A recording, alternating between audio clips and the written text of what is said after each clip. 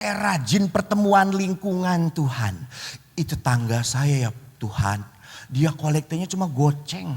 Tapi usaha dia kok diberkati. Selalu maju. Dagang dia kok selalu laku. Saya kok tidak. Penderitaan, beban, atau dalam bahasa Kristiani, salib. Mengapa menjadi berat dalam hidup? Salah satunya karena kita ingin cepat-cepat penderitaan itu berlalu dari hidup kita. Kalau kebahagiaan, kalau senang, kalau sukacita, jangan cepet-cepet. Kita menikmati. Maka kalau rasa senang, kenapa ya kok begitu saja berlalu. Tapi kalau penderitaan kok rampung-rampung. Karena kita tidak bisa menikmati. Kita ingin cepat-cepat pergi. Seperti dalam kursi panas. Oleh karena itu mari kita belajar dari Nabi Ayub. Dan kitab Ayub itu kurang lebih ditulis 1000 tahun sebelum Masehi. Begitu lama sekali.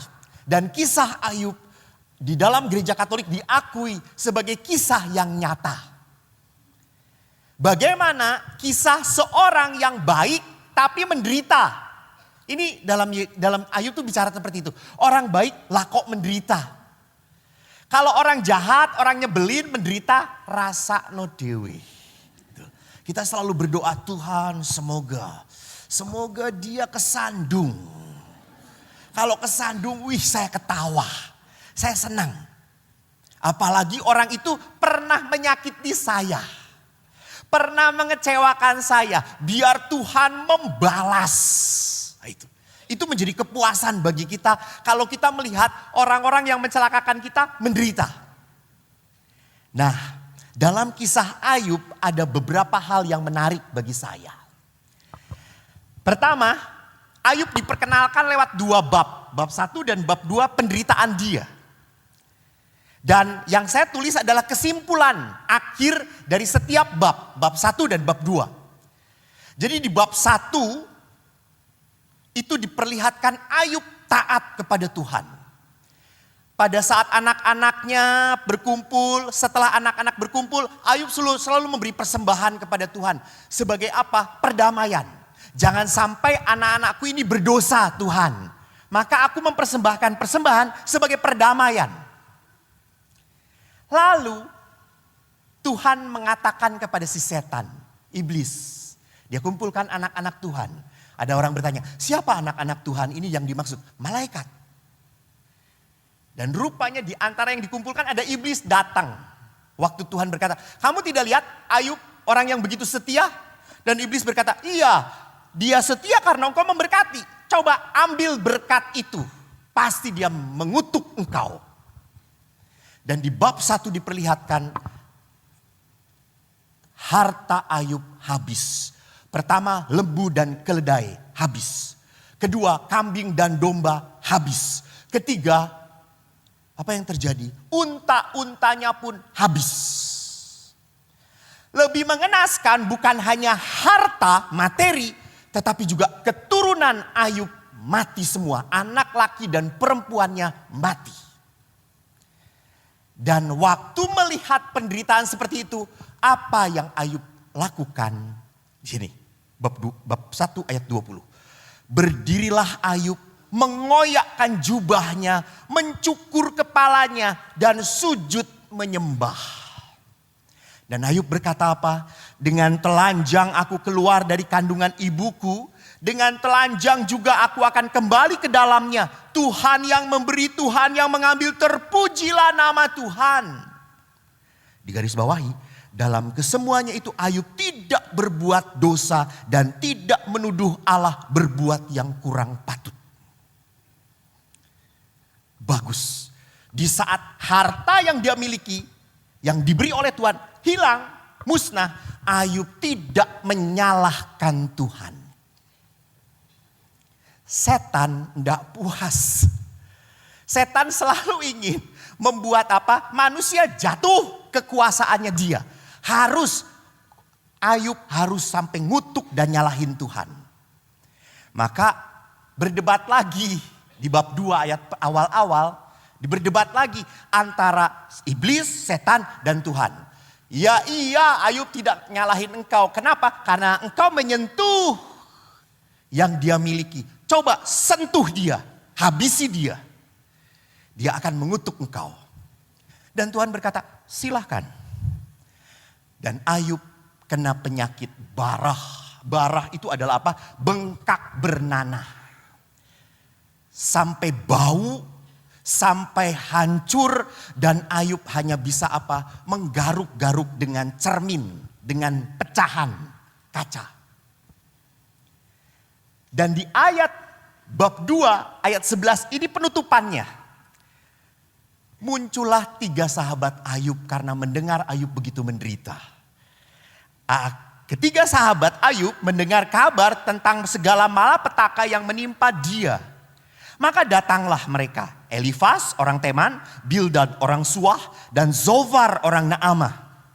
Mereka sepakat untuk mengucapkan bela sungkawa kepada Ayub dan menghibur Ayub. Ketika mereka memandang dari jauh, mereka tidak mengenalnya lagi. Karena hancur tubuh Ayub oleh penyakit barah. Lalu menangislah mereka dengan suara nyaring. Mereka mengoyak jubahnya dan menaburkan debu di kepala terhadap langit.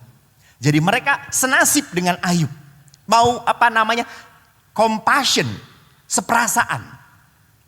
Lalu mereka duduk bersama di tanah selama 7 hari 7 malam. Seorang pun tidak mengucapkan sepatah kata kepadanya. Karena mereka melihat bahwa sangat berat penderitaannya. Jadi kalau bab 1 tadi ditutup dengan kata-kata apa? Kata-kata Ayub tidak menyalahkan Tuhan. Bab 2 ditutup dengan kata-kata apa? Sangat berat penderitaannya. Dan setelah ini terjadi perdebatan antara siapa? 3 sahabat Ayub dan Ayub. Perdebatan tentang apa?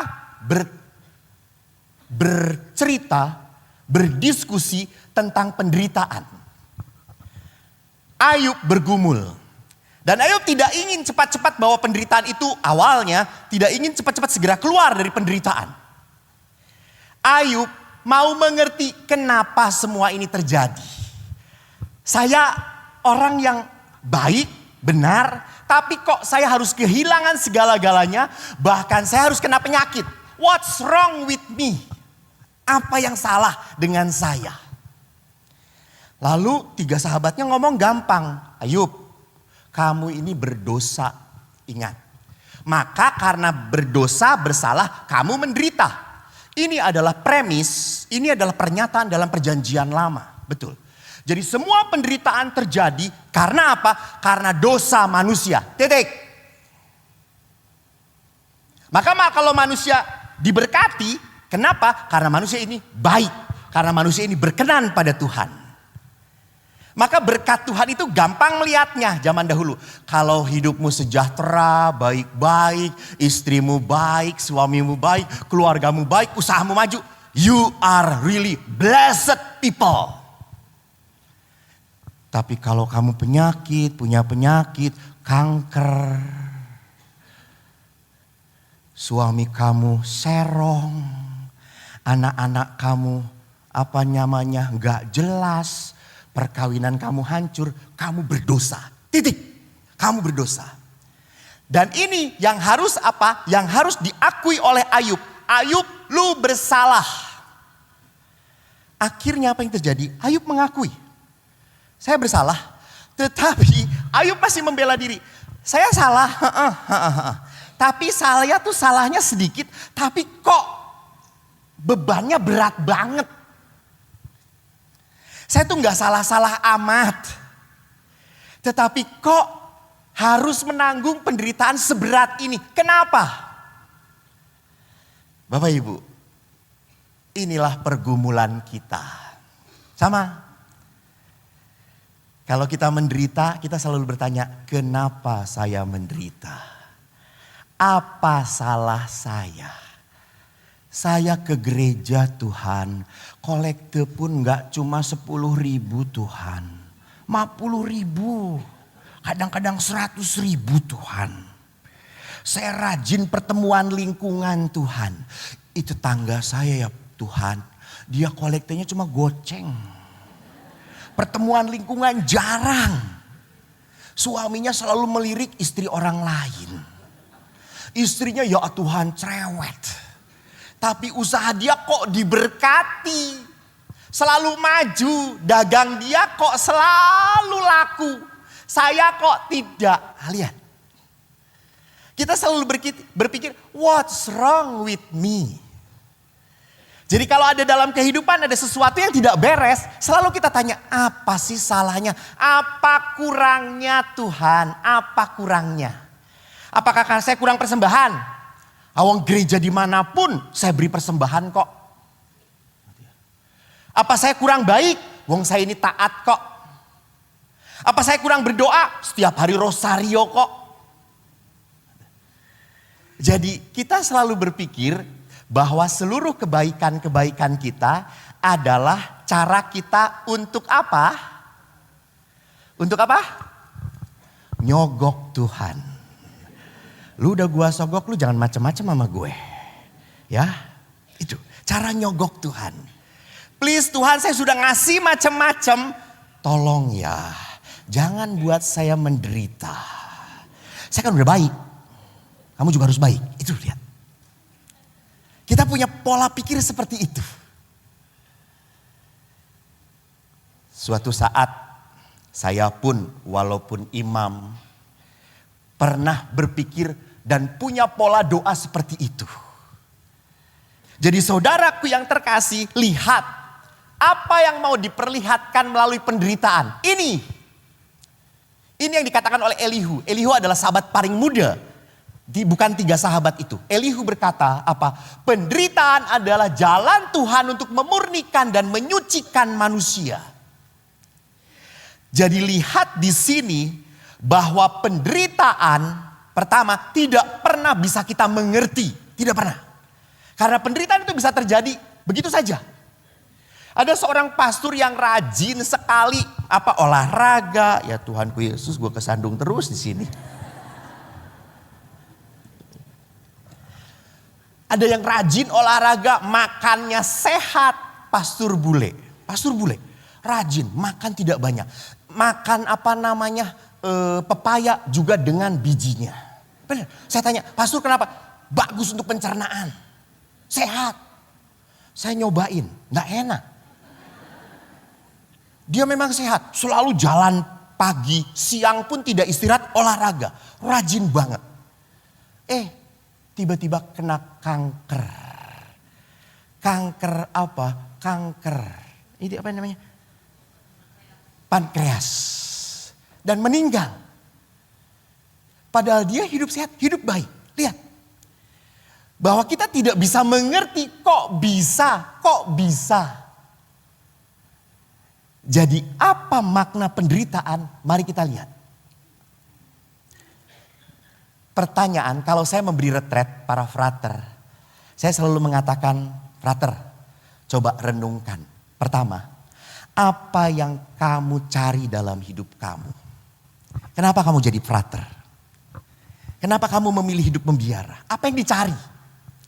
Sama anak-anak pun, kalau orang tua saya tanya, apa sih yang Anda cari? Dan yang kedua, apa yang engkau takutkan dalam hidup kamu?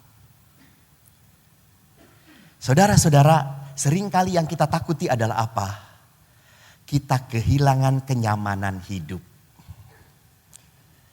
Kita sudah baik-baik, punya keluarga baik-baik, anak-anak baik. Saya tidak mau kehilangan.